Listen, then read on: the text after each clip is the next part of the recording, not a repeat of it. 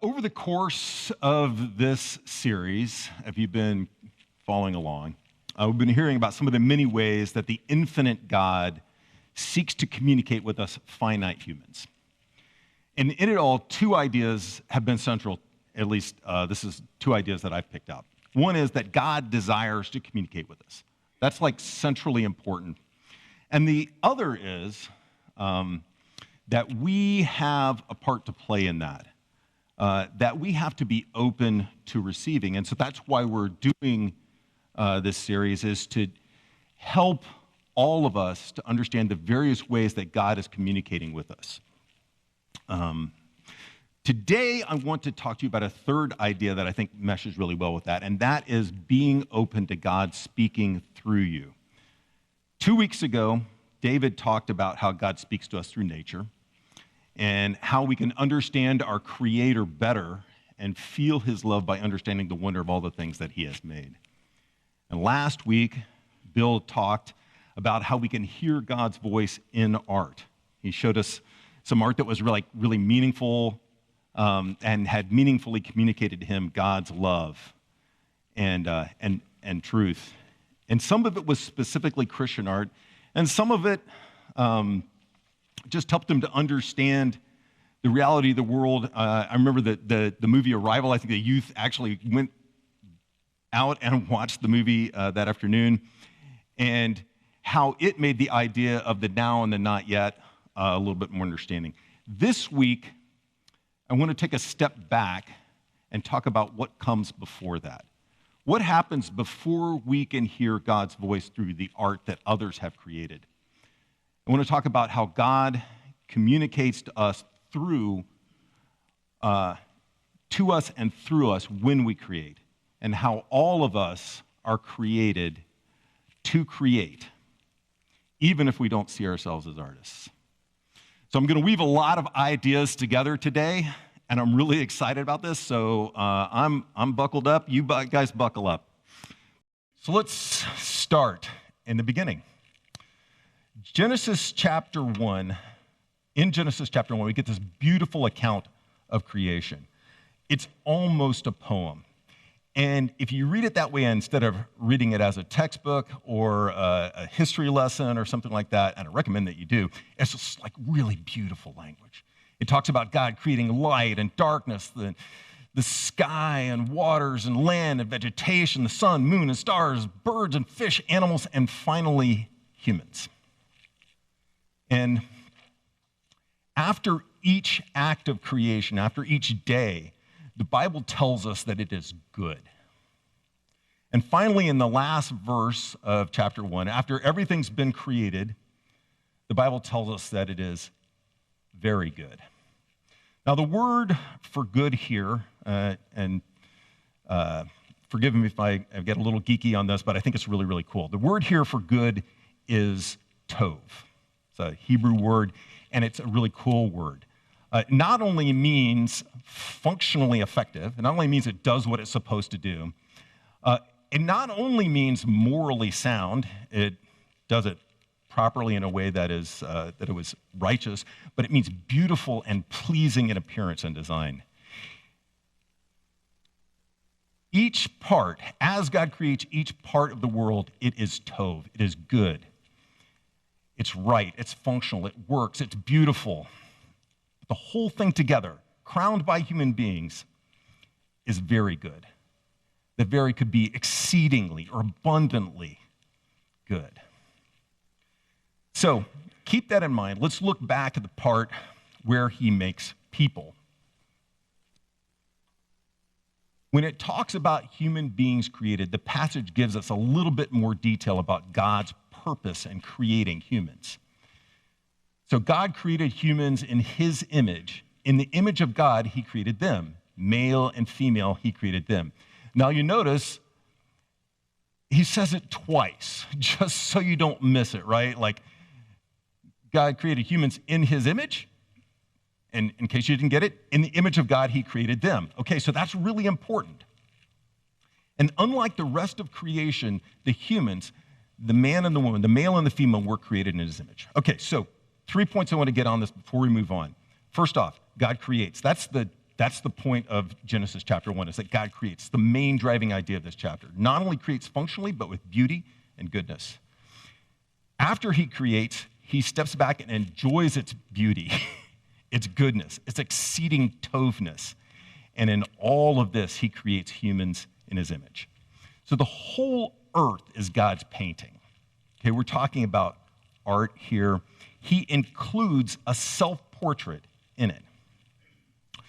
We are the part of the painting where he has placed an image of himself. Just like in a stained glass window, sometimes you'll see that there is an image of the person that created the stained glass. This would be like in that big picture somewhere.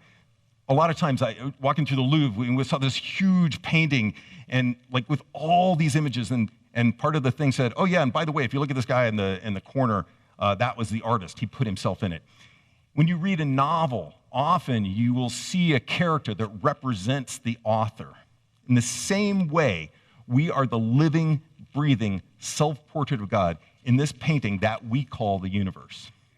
Okay, so here we are, and God has created this beautiful piece of art, and he has put us in it, his image bearers, his self-portrait. And God is communicating about himself through the beauty of what he has created. That's what David talked about 2 weeks ago. And it's not just Genesis that talks about this. And this passage was also mentioned a couple of weeks ago. So I'll just read it. For since the creation of the world, God's invisible qualities, his eternal power and divine nature have been clearly seen, being understood from what has been made. Now, in this verse, the concept of what has been made is actually a translation of a single Greek word. And that Greek word is poema. And it's a super cool word, once again. Just like Tov is a super cool word, poema is a super cool word. They're very similar. It was pretty common in first century Greco-Roman world. It was often used of statues that were meant to honor someone, but also for things with a purpose. And it also evokes a sense of crafted beauty, a maker with intent, and a purpose beyond the object itself. So that echoes pretty well what we saw in the creation story in Genesis 1. Well, let's look at another use of this word in the New Testament. And it's already been alluded to today, and Kitty was on stage, so you guys will recognize this passage. This is such a beautiful passage. We are God's masterpiece. He created us anew in Christ Jesus so that we can do the good things he planned for us long ago. So masterpiece, in other translations, you might see workmanship or handiwork. It's the same word, poema. And it's a really neat word. Like I said, in fact, it's the word that we get the English word poem from. We are his poetry, his masterpiece. We are his art.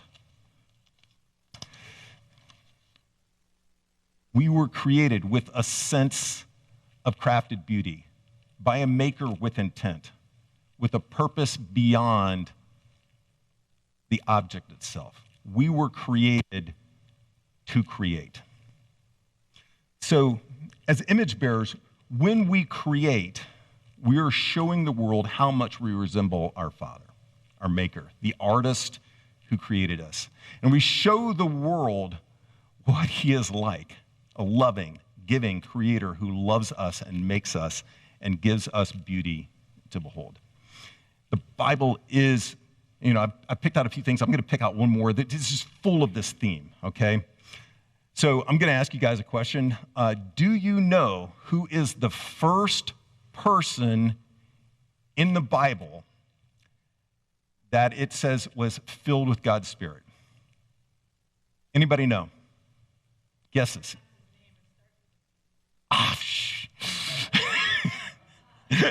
You are correct. It's everyone's favorite Bible character, Bezalel, son of Uri. Super familiar, right? You guys, you probably had like a little flannel graph of him when you were kids, right? No, it's actually a passage that I think most of us probably aren't super familiar. Let me set up what's going on before this. Right before this, God has given all these instructions about how to make the tabernacle, this beautiful mobile tent temple that they're going to be carrying through the desert that is going to enable them to have a place to worship God. And I'm pretty sure, like it doesn't say this, but I'm pretty sure Moses was going, how am I going to make all of this? Right? It's like all this stuff. I mean, even all the way down to like how to put the incense together to burn in front of the altar. It's like very detailed. So God tells him, then the Lord said to Moses, see, I have chosen Bezalel, son of Uri, the son of Hur, of the tribe of Judah, and I have filled him with the Spirit of God, with wisdom and understanding, with knowledge, and with all kinds of skills to make artistic designs for works in gold, silver, bronze, to cut and set stones, to work in wood, to engage in all kinds of crafts. Moreover, I have appointed Oholiab, son of Ahishamach, got that, I practiced those, of the tribe of Dan to help him, and I have given ability to all the skilled workers to make everything I have commanded you. Bezalel is filled with the Spirit of God. According to the scriptures, those gifts came straight from the Father, who filled him with the Spirit. And not just him, but Oholiab was appointed, and all the skilled workers were given abilities. These gifts came from God. God gives us the ability to create. We are designed, we were created to create. And when we do, we communicate God's goodness to the world. Art and artistry is not an extra. It's part of our purpose. So let's talk about art for a minute. It's not just paintings, right? Maybe sculptures. I mean, when I was a kid, I thought art meant something that goes on a piece of paper, maybe something you make out of clay.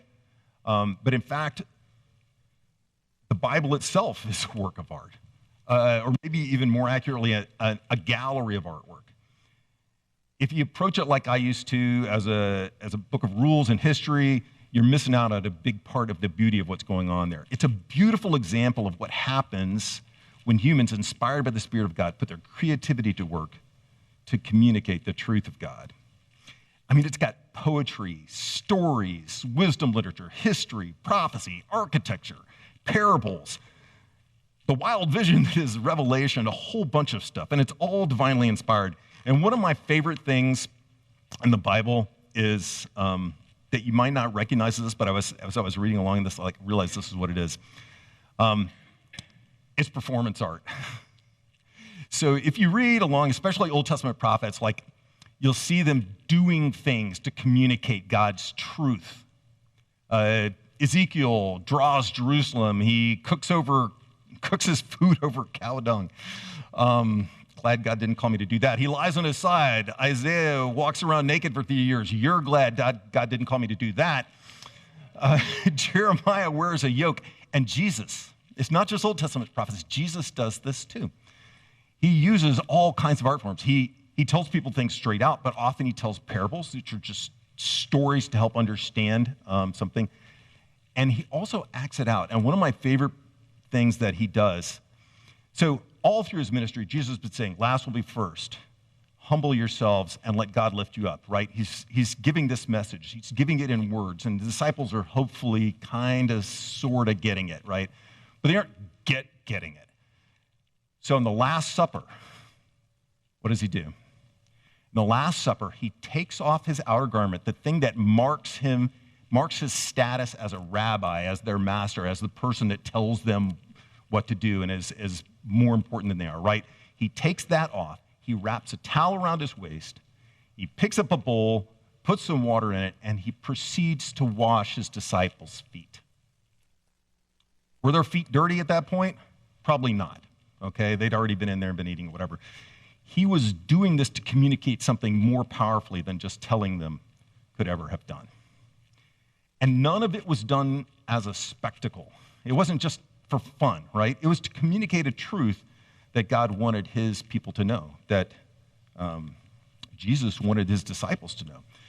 He captured their attention when words alone could not have been enough. And that's what art is, or at least one of its functions is to capture our attention.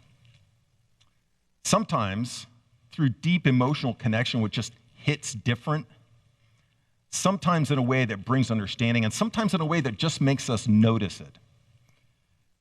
Everything that we do that creates beauty is taking us closer to the world that God intended all along. Everything we do that speaks to the aesthetic goodness that reaches deep within and brings a glimmer of joy is us being our Father's children. Sometimes our art creates a specific message, like the Acts of the Old Testament prophets or Jesus washing his disciples' feet. Sometimes beauty is the message. What an incredible message that is. What better communication of love from our Creator could there be than to bring beauty into the world, that he brings beauty into the world, unless it's that he gave us the startling ability to perceive that beauty, to see something and know that it's beautiful, to enjoy the beauty the way that he does. He not only creates beauty because we are created in his image, we can see the beauty, we can know the beauty, and we can love him knowing he's the source of beauty. But beyond that, he has given us the ability to create beauty. How awesome that the creator of the universe has invited us into what he's doing. He wants to communicate his goodness to everyone. And when we create art, we work with him to do that. We communicate his goodness by reflecting his creativity. Now, this is the part, that's all, if you guys are still with me, that was all kind of the academic setup for what I'm getting ready to say and the point of this. What do we do with this? What if I'm not an artist? What if I don't think I can paint or sculpt or any of these other things, like I'm not good at performance art? First off, I want to define art for this talk and just in general as things that appeal to any of our five senses in a way that is not purely functional. So if it appeals to your taste, smell, sight, hearing, touch, beyond what you need to survive, then it has an element of art in it. And one of the things I want everyone to hear today is that absolutely everyone in this room and outside this room was created to create. So once again, art is not just painting and sculpture, poetry, dance, it's architecture, it's craftsmanship, it's knitting, it's folding towels into animal shapes, or creating games for youth to play, for storytelling, for tying fishing flies, gardening, writing code, and thousands of other things that bring order to chaos, that bring meaning, truth, and beauty to our lives and the lives of others. Anything that brings order, meaning, beauty, and truth to the world can be art. And we are all called to bring order, beauty, meaning, and truth to the world, that we might be children of our Father in heaven, who's the author of all those things. Personally, I have a few ways that I express the creativity that God has created within me. Now, you might think that me being an engineer by trade and by training, and the fact that I live in a household with like some incredibly artistically talented people. I have a wife who's a creative genius. I have 3 children who can paint and draw and sculpt and do amazing things. You might think that I would be intimidated, and sometimes maybe I am, and I would just leave the art to them. But God has given me my own unique abilities. I write poetry, most of which you will never see. I told stories to my daughters when they were going to bed that I made up on the spot. Sometimes I fell asleep before they did, but that's a whole nother story. Even as a software engineer, the code that I spent many years writing was a creative endeavor. It was literally creating something out of nothing. But my favorite thing to do these days is cook. So think about this for a minute. Once again, cooking serves a very useful purpose. The way we prepare our food protects us from pathogens, and cutting it up and heating it makes it more easily digestible. But even the simplest cooking goes beyond this almost all the time. When it's in highest art form, it can look something like this. Now, right now, you might be thinking, I don't think I could ever make something like that. And I think, yeah, and I don't think I could either. This is also art. And here's the thing about this, because once again, you might be intimidated by the first. You might say, I can never do that. This piece of culinary art is probably appreciated by more people than the previous one, right? Especially a lot of people that are out there on slip and slides right now. Do you think God smiles more on that first dish than on the second? Do you think anything can impress him because of its awesomeness? He made the sunset. He makes a new one every day, right? He's not impressed with anything that we do because it surprises him, because, wow, I didn't know we could do that. That's really cool. No, he looks down on both of those chefs and smiles with joy. He's impressed with it because of his huge love for us and because of the joy he gets from the things we do. Just like those of you that are parents, when you watch your kid do something, do you expect it to hang in the Louvre someday? Maybe. Probably not. It's probably going to hang on your refrigerator for a week until the next one comes, right? And yet, your joy in their work is more, I dare to say, as a father, it is for me, is more for that than it is for whatever Raphael made. And God is the same way. So, here's the cool thing. He didn't just create us. That's good. Here's the best. He didn't just create us and set us loose to be alone and work this out on our own. He joyfully responds when we seek his inspiration. Think about that for a minute. What do we say when we talk about great art, or even when we feel very creative? We use the term inspired, right? We can create on our own power because of common grace, like God gave gifts to everyone, right? Those who acknowledge him and who don't, right? God has given every human the power to create, whether we know him or not. But how much more beautiful for those of us who do know him to do those works with him. Like we read earlier in Exodus, he has filled us with his Spirit to do these things. And nothing could be better than inviting God into what we are doing, because it's what he's been doing all along. And what he loves to share with us. When I was a small child, let's say around 1970, which interestingly enough, this vehicle right here was as old in 1970 as like a 1983 Buick would be now. So that's a little freaky. But anyway, my dad had, not this particular one, his one looked almost exactly like this, except it was forest green.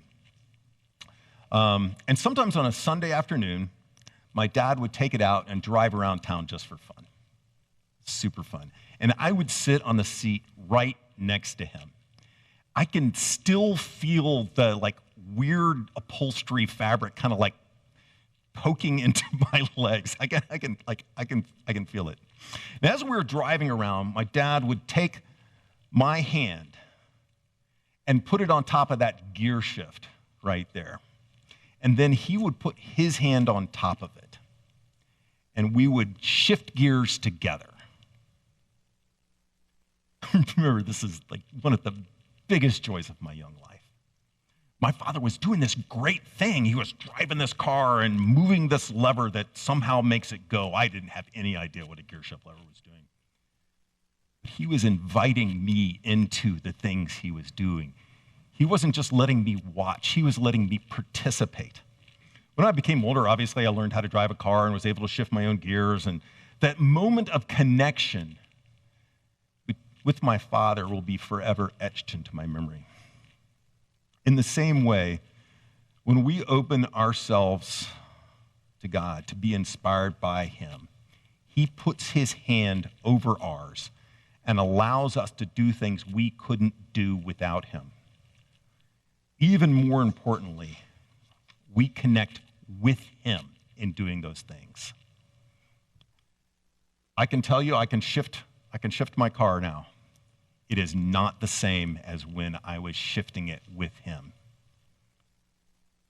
God doesn't need us to create beauty in the world. He does a pretty darn good job of that himself. But he honors us by giving us the invitation to be part of what he's doing, because he loves us in a more perfect and real way than even my dad did all those years ago. When we seek his inspiration to create, and when we acknowledge his presence and joy when we do create, it makes the whole thing so sweet and good. So this week, try this. Make something, bake something, write a line of poetry, plant a flower, compliment somebody in a way that makes them feel seen. And as you do this, ask yourself, how is God showing up in this moment for me? So I want you guys to, actually, let's do this. I told the worship team I wasn't going to make them stand up here awkwardly while I talked a long time, but I'm going to do it anyway. Okay, I want, serious now, though, see this first thing, ask God to show you small or big, but small ways to bring more beauty and meaning and joy into unexpected places in life. Don't wait until tomorrow to do that. You can do that right now. When he inspires you, enjoy the connection you have with him and the way he's inviting you into the work he is doing. And then finally, notice the ways he's speaking to you through the small acts of beauty, the inspiration that he's giving to those around you. The small acts of beauty, love, and truth that others are doing. Because he is hearing from them, or they're hearing from him